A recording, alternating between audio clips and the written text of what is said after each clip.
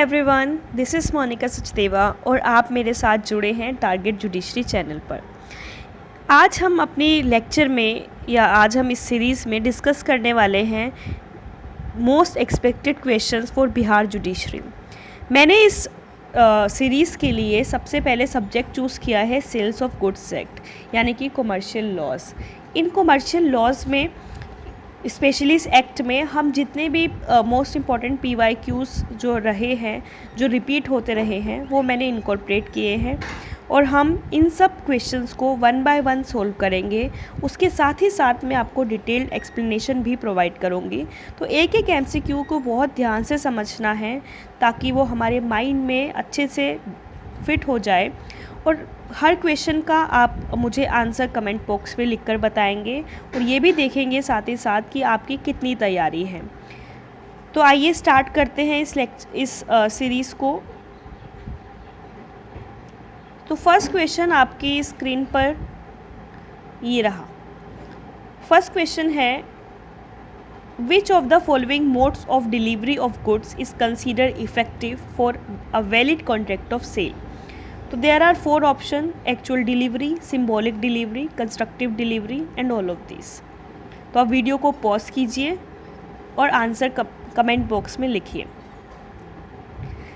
इसका right answer है all of this. अब सबसे पहले समझते हैं कि क्वेश्चन क्या था और आंसर ऑल ऑफ दिस क्यों है। देखिए, ये क्वेश्चन में पूछ रहे हैं कि कौन सा इसमें से इफ़ेक्टिव मेथड है डिलीवरी ऑफ गुड्स का। तो सेल्स ऑफ गुड्स हमें बताता है, सेल्स ऑफ गुड्स में सेक्शन 33 है जो डिलीवरी से डील करता है। सबसे पहले मैं आपको समझा देती हूँ कि एक्चुअल डिलीवरी क्या होती है। एक्चुअल डिलीवरी का मतलब होता है फिज़िकल डिलीवरी, यानी कि जब सेलर बायर को फिज़िकल हैंडओवर करता है गुड्स का।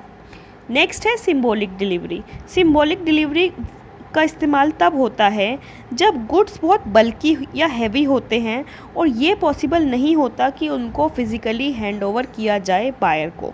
तो इसीलिए तब हम उसको सिंबॉलिक डिलीवरी कर देते हैं। जैसे कि कोई कार है अगर, तो कार हम उसको हैंडओवर नहीं कर सकते, इसलिए कार की हम हैंडओवर करते हैं। तो इस तरह से उसको कहते हैं हम सिंबॉलिक डिलीवरी। नेक्स्ट है कंस्ट्रक्टिव डिलीवरी। कंस्ट्रक्टिव डिलीवरी का एक और नाम भी है, उसको कहते हैं अटॉर्नमेंट। तो कंस्ट्रक्टिव डिलीवरी ना ही फिज़िकल डिलीवरी होती है और ना ही सिंबॉलिक डिलीवरी होती है। ये बेसिकली 3 तरीके से की जाती है। कंस्ट्रक्टिव डिलीवरी मैं आपको 3 टाइप्स बताती हूँ इसके। जैसे कि सेलर अगर सेल होने के बाद भी गुड्स को एज अ बेली होल्ड करने के लिए एग्री कर जाता है, तो वो एक कंस्ट्रक्टिव डिलीवरी मानी गई है। नेक्स्ट है कि जहां बायर के पास ऑलरेडी ही पोजेशन था, मतलब बायर जो था वो पहले से ही गुड्स को एज अ बेली होल्ड किए हुए था और फिर वो उस चीज़ का ओनर बन जाता है, तो यहाँ पर कोई डिलीवरी नहीं हुई, बस यहाँ डिलीवरी हुई तो कंस्ट्रक्टिव वे में हुई। नेक्स्ट है आपका जहाँ थर्ड पार्टी जो है वो, जैसे कि थर्ड पार्टी माने कि कोई कैरियर या कोई ट्रांसपोर्टर जो कि गुड्स को होल्ड करता है एज अ बेली, किसके लिए? जो बायर है उसके लिए। यानी कि अगर सेलर ने पहले से ही सेलर के गुड्स किसी कैरियर के पास या किसी ट्रांसपोर्टर के पास थे और वो किसी और को बेच देता है, पर गुड्स कैरियर या ट्रांसपोर्टर के पास ही रहते हैं पर उसकी ओनरशिप दूसरे के पास चली जाती है, तो ऐसी सिचुएशन में भी बायर कैरियर या ट्रांसपोर्टर को कह सकता है कि अब इन पे मैं इनका ओनर हूँ और अब इस पे मेरा राइट है। तो इस सिचुएशन में भी कोई डिलीवरी नहीं हुई, बस एक कंस्ट्रक्टिव डिलीवरी हुई। तो ऐसे 3 वेज हैं जिसमें कंस्ट्रक्टिव डिलीवरी हो सकती है। तो क्वेश्चन आपसे ये पूछ रहा था कि गुड्स की डिलीवरी किस तरीके से इफ़ेक्टिव है। तो सोगा यानी कि सेल्स ऑफ गुड्स एक्ट कहता है कि तीनों ही इफ़ेक्टिव वेज हैं डिलीवरी के, तीनों ही वेज से गुड्स की डिलीवरी की जा सकती है। तो आई होप आपको समझ में आ गया होगा कि इस क्वेश्चन का आंसर ऑल ऑफ दिस क्यों है। नेक्स्ट हम बढ़ते हैं अपने नेक्स्ट क्वेश्चन की तरफ। तो नेक्स्ट क्वेश्चन आपकी स्क्रीन पर है, द पर्सन हु बाइज और agrees to buy goods is known as. तो ये ऐसा पर्सन जो कि गुड्स खरीदने के लिए तैयार हो जाता है या गुड्स खरीदता है उसको क्या कहते हैं? तो वीडियो को पॉज कीजिए, इसका आंसर लिखिए। इसका आंसर है बायर, और ये दिया गया है आपके section 2 sub clause 1 of sales of goods act 1930 में। This was your second question. तो आगे आप सब क्वेश्चन बहुत ही इम्पॉर्टेंट हैं from judiciary point of view. इस सब आपको सॉल्व करते रहना है। और ये जैसा कि टाइम पीरियड ऐसा चल रहा है कि आपको अभी कुछ चीज़ अवेलेबल नहीं हो रही है, तो हम फ्री ऑफ कॉस्ट आपको एक एक चीज़ प्रोवाइड करवा रहे हैं। आप हमारे साथ बने रहिए और इस चैनल को सब्सक्राइब कीजिए ताकि आपको ऐसी और भी MCQs की सीरीज़ मिलती रहे। थर्ड क्वेश्चन है, A sells to B 100 bags of wheat lying in C's warehouse. A orders to C to deliver the wheat to B. C agrees to hold the 100 bags on behalf of B and makes the necessary entry in his book. So this is a actual delivery, constructive delivery, symbolic delivery or none of these. तो इसका answer है आपका option B. और option B क्यों है, इसकी explanation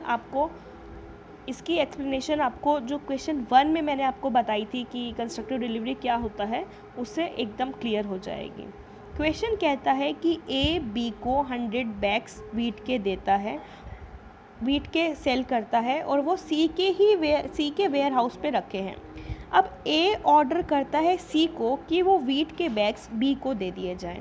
C agri करता है कि वो 100 बैग्स होल्ड किए रखेगा बी के बिहाफ पर, और वो एंट्री बुक में भी कर देगा। यानी कि अब क्योंकि बी ने उसे ख़रीद लिया है तो ए की जगह सी बी का नाम रजिस्टर में लिख देगा। तो यहाँ पे हमें देखने को मिलता है कि कोई डिलीवरी नहीं हुई, पर फिर भी ओनरशिप ए से बी को ट्रांसफ़र होगी। Therefore it is a constructive delivery. तो इसका आंसर है बी। नेक्स्ट क्वेश्चन आपके लिए स्क्रीन पर ये रहा। क्वेश्चन नंबर 4 पूछता है कि in contract of sale of goods if the seller is not the owner of goods then the title of the buyer shall A not be same as that of the seller, B same as that of a seller, C be better than that of the seller, और D none of the above. तो इसका right answer है B option. तो अगर seller जो है वो goods का ओनर नहीं है तो बायर का टाइटल क्या होगा? तो बायर का टाइटल कैसा होगा? सेलर की तरह ही होगा, क्योंकि सेलर भी ओनर नहीं है तो वो भी ओनर नहीं माना जाएगा। नेक्स्ट क्वेश्चन आपके लिए ये रहा। ये मैक्सिम बहुत बार पूछी जाती है, ना केवल इस पर्टिकुलर एक्ट में बल्कि अलग अलग एक्ट्स में, कॉन्ट्रैक्ट में भी हम ये देखने को मिलता है। तो मैक्सिम क्या है? नेमो डेट क्वेड नॉन हैबिट। इसका मीनिंग आपको बताना है। कमेंट बॉक्स में आप मुझे ऑप्शन लिख के बताइए। ऑप्शन ए पूछता है, कहता है one can not give what one does not have. Option B let the buyer be beware. C. Whatever is paid according to the intention or manner of the party paying, and D is none of these. तो nemo det quod non habet means होता है one cannot give what one does not have, यानी कि एक person वो चीज़ नहीं दे सकता जो उसके पास खुद नहीं है। तो ये इसलिए यूज़ होता है कि अगर आप किसी पर्टिकुलर थिंग के ओनर नहीं हैं, किसी पर्टिकुलर प्रॉपर्टी के ओनर नहीं हैं, यहाँ हम क्योंकि सेल्स ऑफ गुड्स में मूवेबल प्रॉपर्टी की ही बात करते हैं, तो यहाँ हम उसी को समझेंगे कि अगर आप किसी मूवेबल प्रॉपर्टी के ओनर नहीं हैं तो आप उसको किसी और को भी ट्रांसफ़र नहीं कर सकते हैं। हालांकि सेम रूल अप्लाई करता है इमूवेबल प्रॉपर्टी पर भी। नेक्स्ट क्वेश्चन आपकी स्क्रीन पर है, The goods are at the risk of the party who has the A. ownership of the goods, B. possession of the goods, C. custody of the goods, and D. both B and C. Question आपसे ये पूछ रहा है कि कौन सी party को risk उठाना पड़ेगा अगर गुड्स को कुछ होता है। सपोज़ कीजिए कि आपके पास कोई किसी प्रॉपर्टी को ख़रीदने के लिए आता है। अभी सब कुछ आप तैयार हो गए हैं उसको देने के लिए, वो भी प्रॉपर्टी बाय करने के लिए रेडी है, पर अभी ओनरशिप ट्रांसफ़र नहीं हुई है, वो आप ही की कस्टडी में रखा हुआ है। तो इन केस अगर उस प्रॉपर्टी में आग लग जाती है या फिर उसको वो चोरी हो जाती है, तो अब वो रिस्क कौन उठाएगा? वो वही उठाएगा जो उस प्रॉपर्टी का ओनर है। तो इसका राइट आंसर है ए ऑप्शन। तो ये आपको अच्छे से याद रखना है, बहुत बार ये क्वेश्चन आया हुआ है एग्जाम में। नेक्स्ट है a stipulation which is essential to the main purpose of the contract is called. इसका राइट आंसर क्या है, कमेंट बॉक्स में लिखकर बताइए। ऑप्शन ए है warranty, B guarantee, C condition and D indemnity. तो यहाँ जो 7th क्वेश्चन है इसका राइट आंसर है ऑप्शन सी, और ये इससे डील करता है आपका सेक्शन 12 ऑफ सोगा, यानी कि सेल्स ऑफ गुड्स का सेक्शन 12 इससे डील करता है। तो सेक्शन 12 में आप इसको एक बार इसकी डेफिनेशन पढ़ लीजिएगा। नेक्स्ट है आपका सेक्शन क्वेश्चन 8। क्वेश्चन 8 है breach of condition gives the aggrieved party. Option A right to sue for damages, B right to repudiate the contract, C both A and B, D is none of these. तो यानी कि अगर condition breach होती है तो aggrieved party के पास क्या क्या राइट आ जाते हैं। तो एग्रीव्ड पार्टी के पास राइट आता है कि वो कॉन्ट्रैक्ट को रेपुडिएट कर सकता है, यानी कि 8th का राइट ऑप्शन है आपका बी। उसके बाद नेक्स्ट क्वेश्चन है 9th क्वेश्चन, कंडीशन में be treated as a warranty when there is. तो इसका आपको आंसर मिलेगा जब आप सेक्शन 13 पढ़ेंगे, उसमें क्लियरली बताया गया है कि कंडीशन को कब वारंटी की तरह ट्रीट किया जा सकता है। ऑप्शन ए है acceptance of goods by the buyer in case of non severable of contract of sale, B है buyer elects to treat breach of condition as a breach of warranty, C है both A and B, और D है none of the above. यानी कि जब goods इसमें इसका right answer बनेगा ऑप्शन सी, क्योंकि इन दोनों ही जो हमने पॉइंट्स लिखे हैं ए और बी, ये दोनों सेक्शन 13 में इनकॉर्पोरेट किए गए हैं। तो अगर बायर ने जो गुड्स एक्सेप्ट किए हैं वो नॉन सेवरेबल हैं, अगर उनको अलग अलग नहीं किया जा सकता है कॉन्ट्रैक्ट ऑफ सेल से, तो तब भी कंडीशन को वारंटी की तरह ट्रीट किया जाएगा। और दूसरा ऑप्शन है जब बायर खुद ब्रीच ऑफ कंडीशन को ब्रीच ऑफ वारंटी की तरह ट्रीट करने के लिए इलेक्ट करता है, तो तब भी आपको मतलब सेक्शन 13 कहता है कि तब भी कंडीशन को वारंटी की तरह ट्रीट किया जाएगा। सेक्शन 10 है the condition and warranty may be express implied both A and B, D none of the above. तो इसका राइट आंसर है option C both A and B. तो कंडीशन और वारंटी एक्सप्रेस भी हो सकती हैं और इम्प्लाइड भी हो सकती हैं। उसके बाद बहुत बार पूछे जाने वाला question, the most important one is question number 11। The term goods under sales of goods act 1930 does not include A goodwill, B actionable claim, C stocks and share, D harvested crop. तो इसका right answer है option B actionable claim. ये बात लिखी है section 2 of sub clause 7, section 2 sub clause 7 of सोगा। तो इसमें actionable claim तो है ही, और इसके साथ सेक्शन 2 सब क्लॉज 7 कहता है कि मनी भी गुड्स के अंदर इंक्लूड नहीं होगा। तो एक्शनेबल क्लेम मैं आपको समझा देती हूँ क्या होता है। एक्शनेबल क्लेम मतलब वो क्लेम जिस पर आप एक्शन ले सकते हैं। तो ऐसा जो राइट है या वो चीज़ गुड्स का पार्ट नहीं होती है, तो it can not be transfer, it can not be basically आप इसको सेल नहीं कर सकते, ये कोई कमोडिटी नहीं है जिसको आप सेल कर सकें। और मनी इसलिए इसमें इंक्लूड नहीं किया गया गुड्स में, क्योंकि मनी इज़ अ कंसिडरेशन, जो हम कोई चीज़ खरीदते हैं तो उसके बदले में उसको देते हैं, इसलिए मनी भी गुड्स का पार्ट नहीं माना गया है सेल्स ऑफ गुड्स एक्ट के अंदर। नेक्स्ट क्वेश्चन आपकी स्क्रीन पर है कि A contract for the sale of future goods is a sale, B agreement to sell, C void, D hire purchase contract. तो इसका राइट आंसर फटाफट से आप मुझे कमेंट बॉक्स में लिखकर बताइए। बहुत इजी क्वेश्चन है ये। इसका राइट आंसर है option number B, agreement to cell. तो फ्यूचर गुड्स, यानी कि जब हम कहते हैं कि हम आपको गुड्स देंगे, मतलब गुड्स की सेल होगी, ठीक है, पर वो गुड्स जो हैं फ्यूचर में आप उसके पास आएंगे, सेलर के पास, उसको फ्यूचर में मिलेंगे, तभी वो बायर को देगा। तो ऐसे सेल को कहते हैं अग्रीमेंट टू सेल।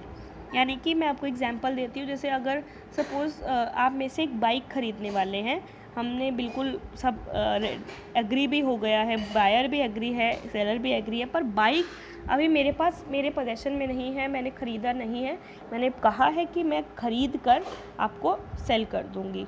तो एग्रीमेंट टू सेल। तो फ्यूचर गुड्स के लिए जो कॉन्ट्रैक्ट होते हैं उसे कहते हैं एग्रीमेंट टू सेल। अब question number 13, which one of the following is और are document of title to goods. इसमें 4 ऑप्शन हैं, railway receipt, wharfinger certificate, warehouse keeper certificate and D all of the above. तो इसका right answer है all of the above, और ये लिखा है आपके section 2 sub clause 4 of sales of goods act में। तो आप उसको एक बार रेफर कर लीजिएगा। नेक्स्ट है आपका, विच one of the following is not true. A, document showing title is different from document of title. Bill of lading is a document of title to goods. C, specific goods can be identified and agreed upon at the time of contract of sale. और D है none of the above। तो इसका answer है आपका none of the above, क्योंकि जितने भी ये पॉइंट्स लिखे हैं ऊपर A, B, C जो ऑप्शन है, ये तीनों के तीनों ही ट्रू हैं। उसके बाद है question number 15, mercantile agent is having an authority. A option, sale और consign goods. B, raise money on the security of goods. C, sale और buy goods. D, any of the above. तो इसका answer बनता है आपका any of the above, क्योंकि section 2 sub clause 9 कहता है कि mercantile agent having in the customary course of business as such agent authority either to sell goods or to consign goods for the purpose of the sale or to buy goods or to raise money or the security of goods। 2 sub clause 9 देखेंगे तो आपको पता चलेगा कि mercantile agent के पास goods को cell करने की भी अथॉरिटी होती है, मनी को रेज करना गुड्स की सिक्योरिटी पर उसकी भी अथॉरिटी है, और गुड्स को सेल या बाय करना तो उसकी भी अथॉरिटी है। तो तीनों अथॉरिटी होती है, इसलिए इसका आंसर बनेगा आपका ऑप्शन डी।